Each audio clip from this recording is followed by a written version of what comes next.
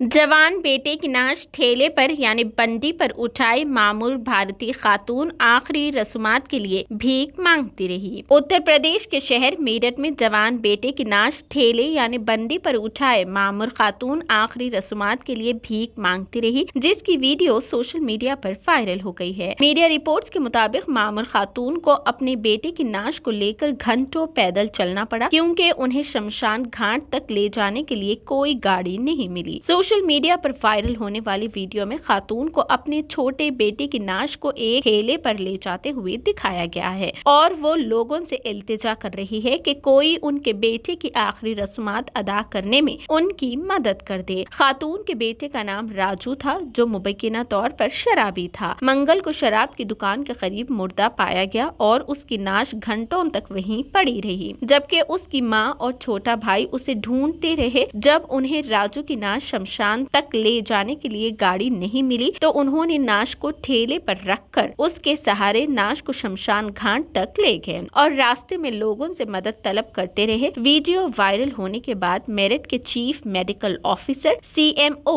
Doctor Akhilesh Mohan ने तहकीकात का हुक्म दिया कि शमशान तक ले जाने के लिए कोई गाड़ी क्यों दस्तयाब नहीं थी। डॉक्टर अखिलेश मोहन ने कहा कि हमारे तमाम हॉस्पिटलों में मुर्दे को ले जाने के लिए गाड़ियां दस्तयाब है। मैंने इस वाक़ये की इंक्वायरी का हुक्म दे दिया है। रिपोर्ट आने के बाद बात करेंगे।